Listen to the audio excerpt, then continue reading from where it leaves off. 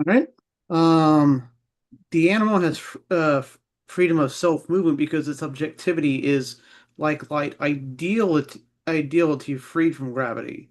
Ideality. Well, a free time which, as removed from real externality, spontaneously determines its place. Bound up with this is the animal's possession of a voice, for its subjectivity as real identity, soul, dominates the abstract ideality of time and space and displays its self-movement as a free vibration within itself. It has animal heat as a permanent process of the dissolution or cohesion of the enduring self-subsistence of the parts in the permanent preservation of shape. Further, it's nourishing itself by an interrupted intussusception as a self-individualizing relationship to an individual non-organic nature. But above all, as the individuality which indeterminateness is for itself, immediately universal, simply abiding with itself and preserving itself, it has feeling, the existent ideality of being determined.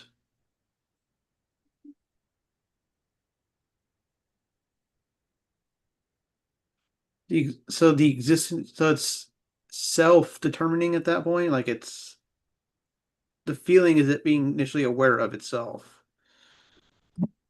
Okay,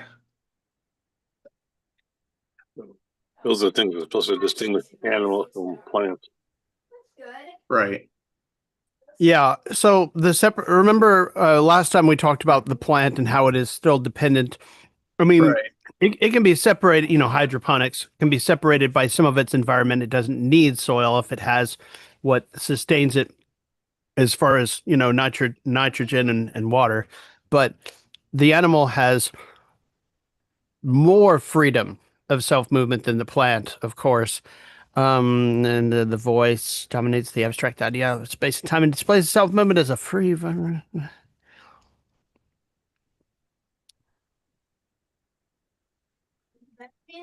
Is better.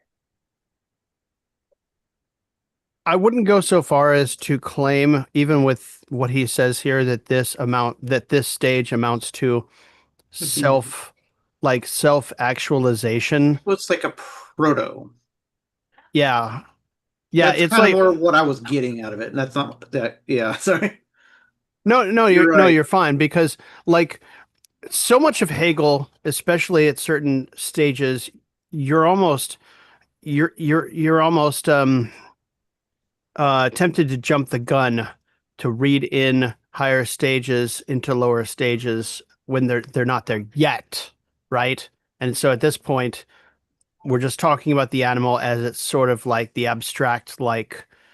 um the abstract show of what an animal seems to be. It has self-movement, spontaneously determines its place, has a voice, um, some kind of provisional subjectivity, as we observe it, like he says. And I'll just read the Zuzats because he'll say exactly that in much better terms than I could. Because in the animal, the self is for the self, it at once follows that it possesses the wholly universal determination of subjectivity, that of sensation, which is the what sets it apart, the absolutely characteristic feel of the animal. Um, the self is ideal, is not poured out and immersed in materiality, but is only actively present therein, at the same time finding itself within itself. This ideality, which constitutes sensation, is in nature the supreme wealth of existence, because in it everything is compressed. Um, Joy, pain, etc., assume it is true of bodily form, but all this corporeal existence is still distinct from the simple, independent existence of feeling into which they are taken back. Hang on.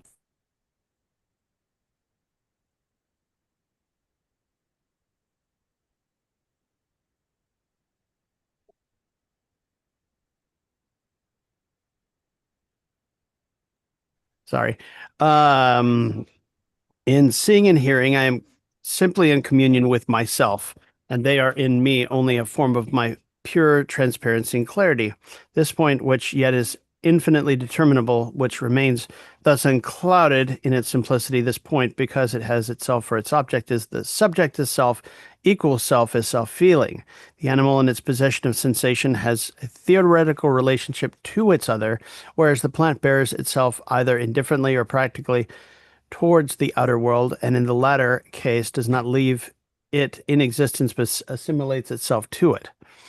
True, the animal, like the plant, also comports itself towards the outer world as to something ideal, but at the same time, the other is left free, remains in existence, and withal is still in relation with the subject without remaining indifferent to it.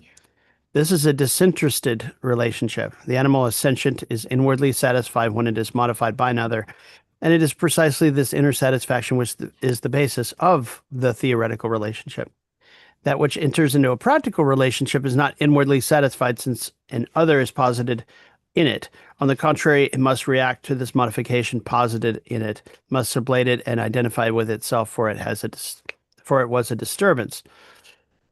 But the animal in its relationship to the other is still inwardly satisfied, and this is because at the same time it posits as ideal the externally caused modification and therefore tolerate it. The other determinations are merely the consequences of some sensation. And then he goes into A and B and I'm sure gamma and delta and so on and so forth. And what exactly is he going into? The animal is sensuous, is heavy center. So he takes you through the animal related to the opening of nature all the way through, it looks like, and talks about um let's see here, the whole of physics is the form which develops in contradistinction to gravity, but in physics the form does not yet attain to this freedom in face of gravity, and it is in the subjectivity of the animal that this being for self over against gravity is first posited. Ah, yeah.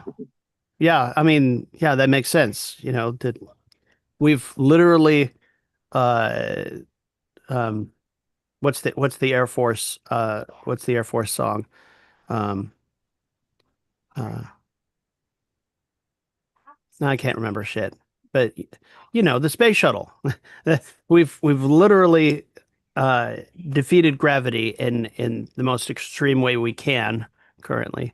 And we do that as animals. But uh there's more that goes into that than it's not just the space shuttle. It's being able to jump, right? The plant can't Yeah. jump. Oh, also, we gotta go back to the fact that everything was moving through time, through moving to another place through time and space. But animal is the first thing that's able to choose that place, right? That's, I think, the first thing we start off with here. Of course, gravity being the first. No, definitely one of the most basic or fundamental things life would have to fight against, anyways.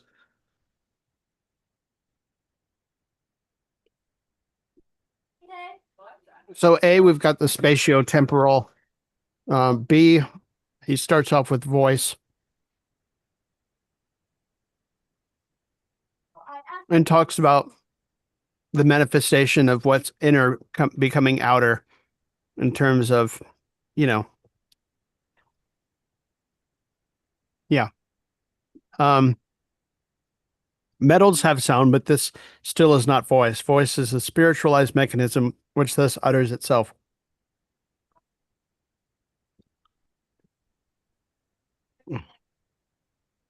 There's a place in the logic where expression or utterance is talked about in the extreme abstract.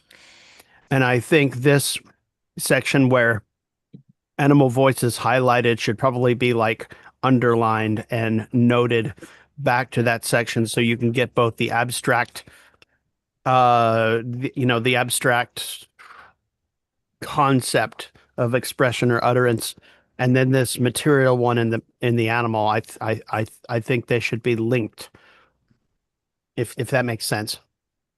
Yeah, it's kind of an example of the reemergence of a sublated property. that makes a strong distinction at this point. Yeah. Yeah, that makes sense.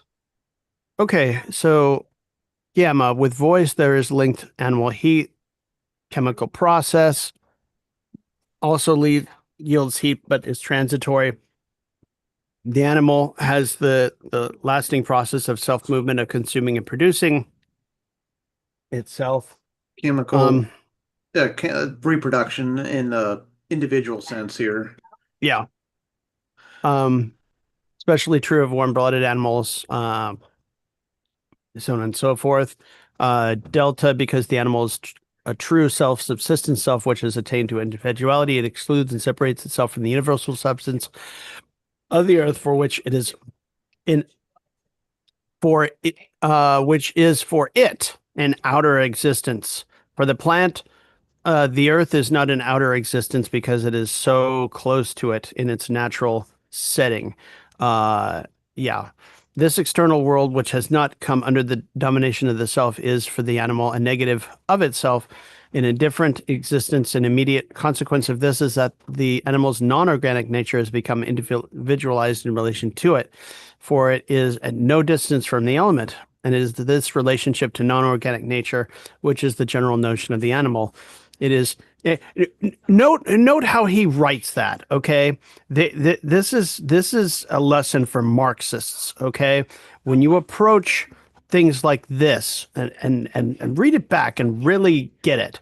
Okay, an immediate consequence of this is that the animal's not organic nature has become individualized in relation to it, for it is at no distance from the element, and it is this relationship to non-organic nature which is the general notion of the animal.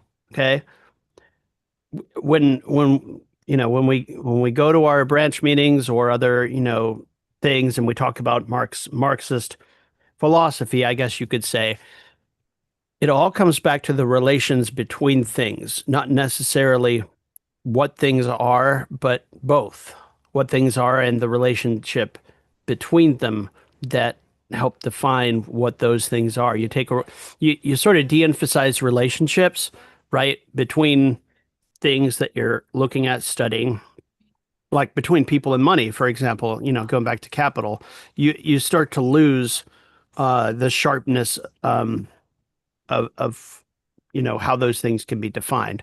So yeah, I'm gonna digress. Sorry. Um, blah blah blah. The animal also has the plant nature, a relationship to light, air, and water, but in addition, it has sensation, to which it also added in man thought. Aristotle thus speaks of three souls: the vegetable, the animal, and the human, as the three determinations of the development of the notion. It's interesting because I've heard this before, even in popular culture. The animal, the vegetable, and well, I mean, I've heard like it, guessing games. Is it animal? Is it vegetable? Or it's mineral, right?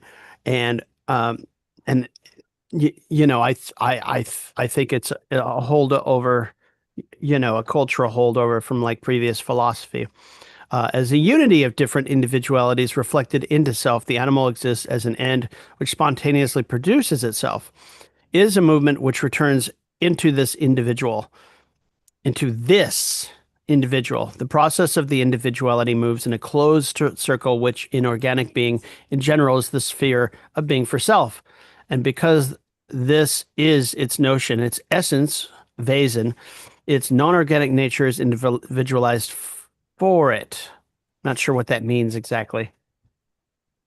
But because as a self-subsistent self, it is equally in relation with itself, it posits its being for itself as distinct from its non-organic nature in relationship with it. It interrupts this relationship with the outer world because it is satisfied, because it is sated, because it has sensation as a self for itself. So if you think about this is what he's saying. Okay. If you think about how I, as a man, am made up of carbon, water, other elements, nitrogen. I have organs, I have blood that if you cut it off from me, stops being organic me and turns into non-organic me, then you kind of get the flavor. But we don't think of a man in terms of his lungs or his beard or, his arm separated from him. It's a complete unity that is self-contained. We stop looking, I mean, unless you're a surgeon or unless you're like dealing with the aftermath of a war, you're not dealing with the non-organic nature of man while you have a whole man. And of course, Hegel's not a thing. It was more thinking like the Earth as all the elements of the Earth is kind of the non-organic still, right? The Well, I stuff, mean, what he means is that we're yeah, made up of non-organic things, but we don't recognize those non-organic things because we are an organic unity of all of those things that has coalesced right. into a process, a Kind of. self-fulfilling process. If I was being a little more like granular, like we are made of, we're made up of substance, and the Earth itself is made of that substance. We're made up of specifically the substance of the Earth, and so we're connect. That is the kind. That's what I was actually starting to develop there. But does that make sense as well? It's just sort of the where we've been through. It is how we've been through the book, basically, until we hit the Earth at the beginning of organics. Which, yeah, I guess that's a good look back at this point. So the notion of the animal is the complete unity of self. That's the starter. When you look at its essence, what it's made of, the pieces and parts, like let's go to the individual level. Let's look at you. You're made up of 70 something percent water, right? That water is part of your essence, your non-organic nature. It is contained within you and individualized for you, but um but It is all that at once. well, right, but because you're an animal, we don't look at you as a series of parts anymore as an animal, is what he's trying to say, I think. We only look at you as the animal and not this list of chemical parts, right? Yeah. Yep. Yeah, it's non-organic nature. Okay. As a self-subsistent self, it is equally in relationship with itself. It posits its being for self is distinct from its non-organic nature in relation with it. There it is. So you have a being for self that's distinct from your non-organic nature. It's the same thing, but we draw a distinction between what you're made of and what you are. You are an animal, but you're also the parts that make you up. But there's a difference between the two, I guess you could say. Um, in sleep, the animal submerges itself in its identity with universal nature. In the waking state, it forms relationships with individual organisms, but also breaks off this relationship. And the life of the animal is the alternating fluctuation between these two determinations. Interesting. Uh, okay, 352. I'll just read this real quick. The animal organism as living universality is the notion which passes through its three determinations as syllogisms, each of which is in itself the same totality of the substantial unity, and at the same time, in keeping with the determination of the form, transition into the others, so that the totality as existent results from this process. It is only as a self-reproductive being, not as a mere being, that the living creature is and preserves itself. It only is in making itself what it is, and is the antecedent end which is itself only result. The organism is therefore like the plant to be considered as individual idea, which in its process is only self-related and inwardly coalesces with itself, shape. B, as idea, which enters into relationship with its other, its non-organic nature, and posits this inwardly as ideal, assimilation, shape assimilation. And then C, idea as entering into relationship with an other, which is itself a living individual, so that in the other it is in relationship with itself, the genus process. Okay, so it has a shape, uh, shape, assimilation, in the genus. And you're going to ask me what that means, and I have no idea, but he's going to Body, teach us about it. yeah, body, physical state, and then eating, and then reproduction again.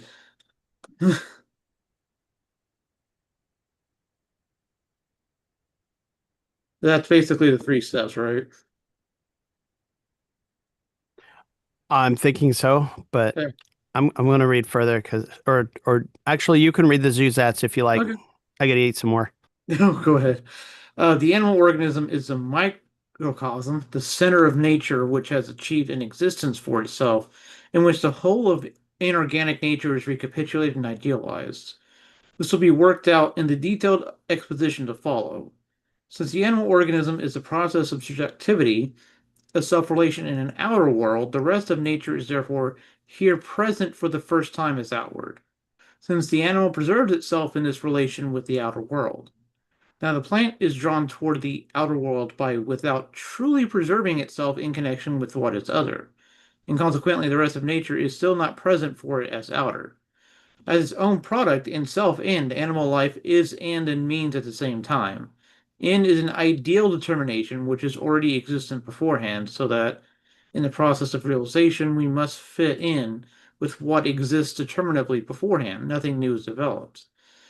The realization is equally a return into self. The accomplished end has the same content as that which is already present in the agent. The living creature, therefore, with all its activity, does not add anything to it. As the organism of life is its own end, so too is it its own means, and nothing merely there. It is nothing merely there.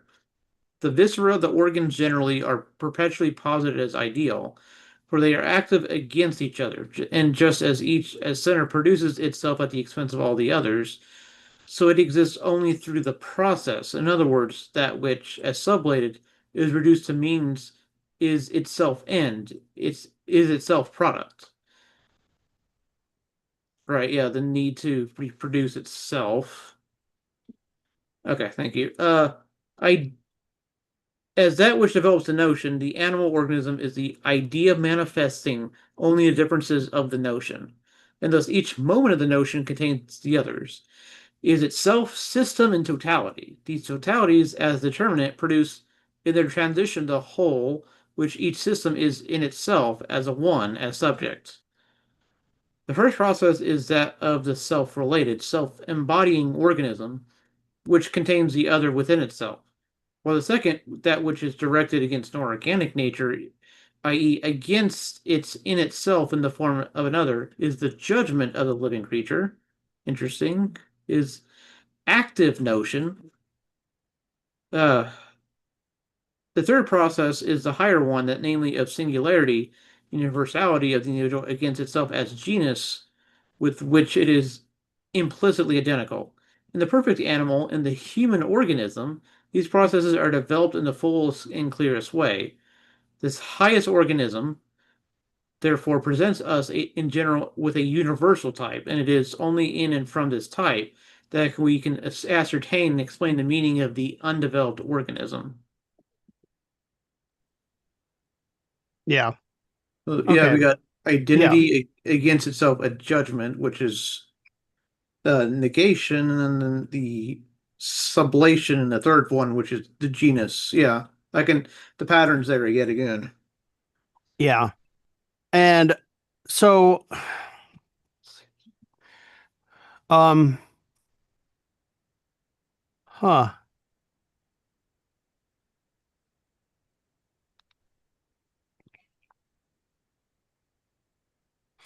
So, yeah, the the ongoing process of or assimilation, which is the word he uses up here, Mhm. of non-organic uh nature into the organic nature of the animal is what he calls the judgment. Yeah, It's the conversion of non-organic to animal organic that that's the process, right? It's the I guess you can almost say essential, um, since it's the second. yeah. Doctrine of essence is the second, um, in which it churns it into what's actually fully for itself organic. And then the third, the highest one, uh, brings the finished product into relation with others like it in a genus, right? I'm also just And trying to look up to structure judgment again. yeah, yeah, um, that's going to be a stumper for me. It's been a while. The categorical judgment, I mean, it's like A is B and all the way that relates. So it's I guess it's following that format. The It's against each other, so it's not, but again it says judgment. The active notion is that this becomes me, I guess, is the closest thing I can think of right now. Hmm. I guess that makes sense. So just don't know what to do beyond if there's anything relevant beyond that. Well, I mean, I think, Right now. Go ahead. yeah, we're gonna read through shape assimilation and then whatever the third one was, and it will give us, what we're looking for. And so, we have a pretty good, I want to say, hang on, systems of shape. That's interesting. I think we've got just enough time to read through this before we have to go. Functions of the organism: shape, structure. Shape is the animal subject as a whole, which is related only to itself. It exhibits the developed determinations of the notion as existent within it. Although these as existent within the subject are inwardly concrete, they are here present only as its simple elements. The animal subject is consequently one, its simple universal being within self, in its externality, whereby the real determinateness is immediately taken up as a particularity into the universal. So what does this mean? I see a man. Well, I'm not going to use a man. You know, I see a dog. It is immediately right in front of me, right? It is real and it is, it is inwardly concrete, but here presently we're dealing with the abstract universal of dog or animal, right? Being yeah, blah blah blah. And this latter uh is an undivided identity of the subject with itself. Sensibility. I can sense the animal in front of me, something like that. Two, particularity as a capacity for being stimulated from outside and the subject's own reaction outwards to the stimulation. Irritability. You can interact with the dog, right? And just quite generally and immediately. Three, the unity of these moments, the negative return to itself from its relation with the outside world, and through this, the production and positing of itself as a singular reproduction, which is the reality and the basis of the first two moments. Okay, so he's going to explain what this means in the Zusatz. The plant lets its wood, its bark die and sheds its leaves, but the animal is this negativity itself. The former can counter the becoming other of itself only by leaving this other lying there indifferently. The animal is the negativity of itself with which transcends its shape. It does not let the arrest of its growth issue only in the digestive and sexual processes, but as the negativity of itself in its own inner process. It gives itself a form in its viscera. In thus shaping itself as an individual, it is a unity of shape and individuality.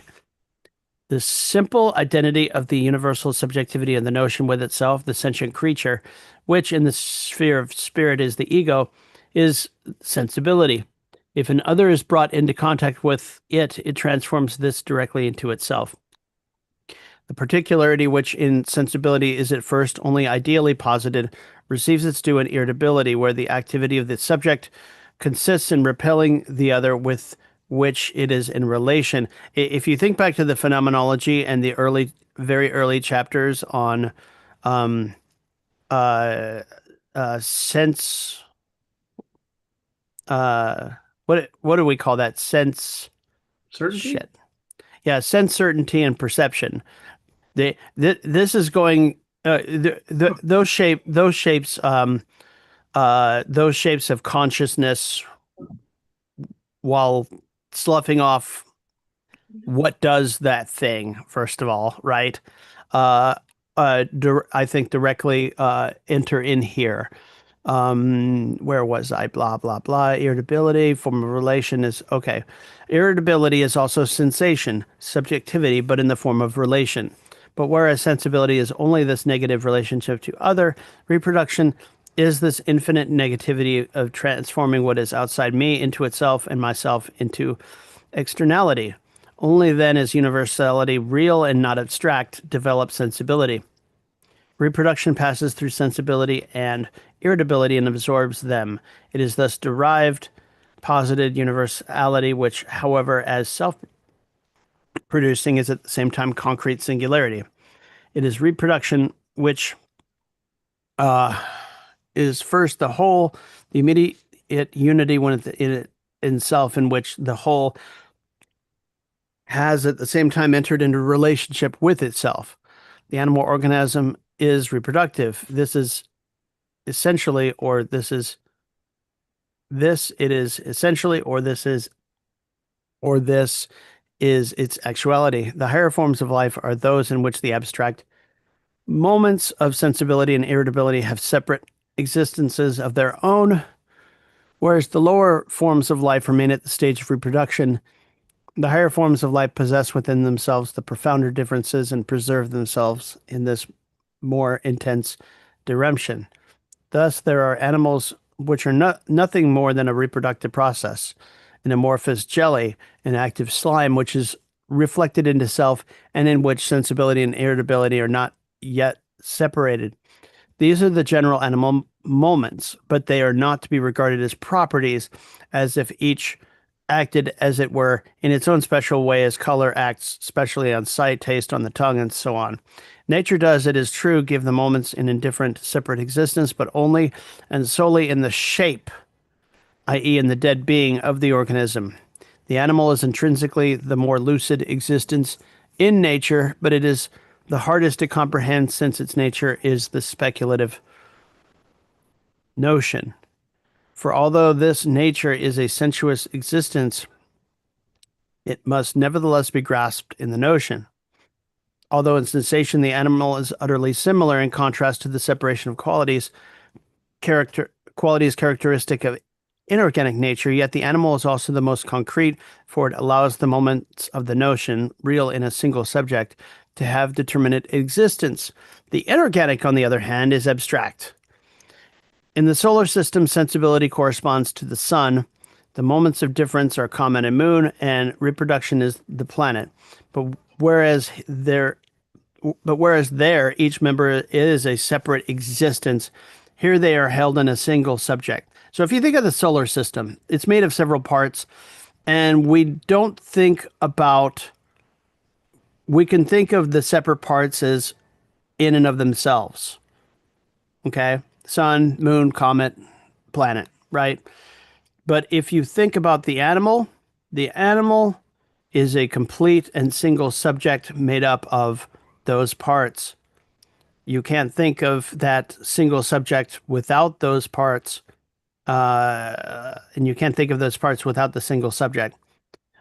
This idealism, which recognizes the idea throughout the whole of nature, is at the same time realism, for the notion of the organism is the idea as reality, even though in other respects the individual corresponds only to one moment of the notion.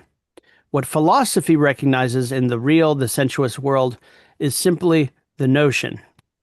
One must start from the notion, and even if perhaps the notion cannot yet give an adequate account of the abundant variety of nature so called, we must nevertheless have faith in the notion though many details are as yet unexplained. He's basically saying we don't know the whole universe, and yet the whole universe corresponds to the notion.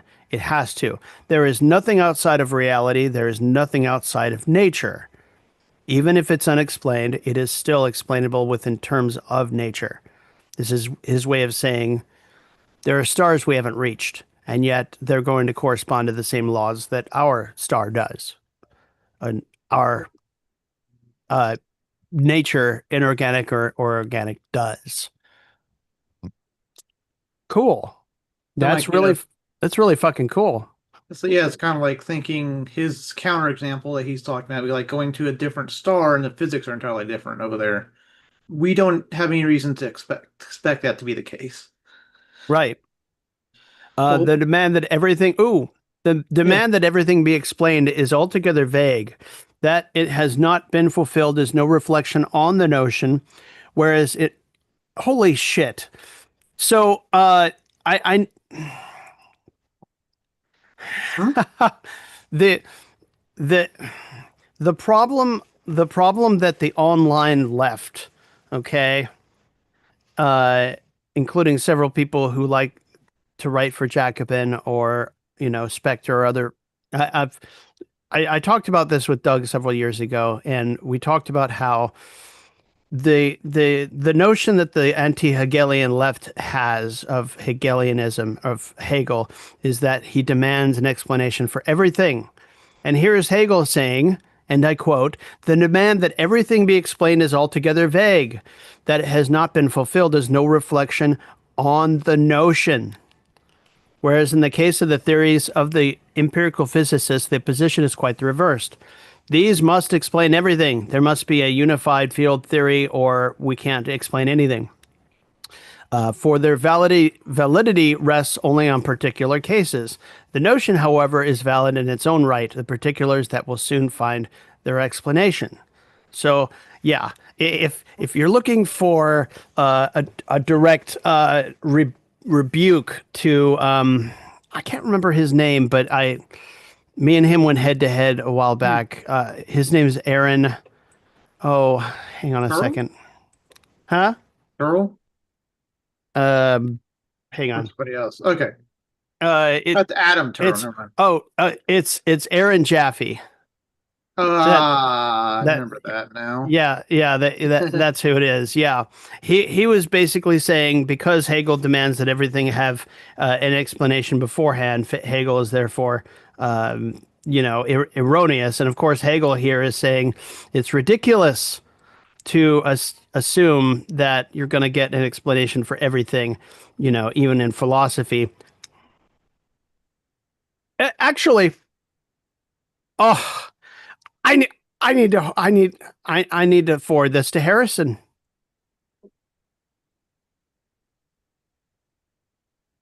Yeah, fuck a duck. Okay. Yeah. I love it. And on that note, I think we should um We're good for this evening. yeah. Yeah, I think we should stop for the evening, and we'll start at page 359. And I'm not even going to give a page to stop on because we're going to start on 354, the systems of shape slash structure, and Probably see. going to be the section we get through Yeah, it's probably just going to be that. because the Zuzat's going to be super long. Yeah. Oh, it is. Absolutely is. All right, comrades. That is a great place. That's a great place to leave it. I love that. Man, I'm. Woo! Yes. Okay. Awesome. All right. Cool. Well, comrades, you have a great night. This has been great. Take it easy.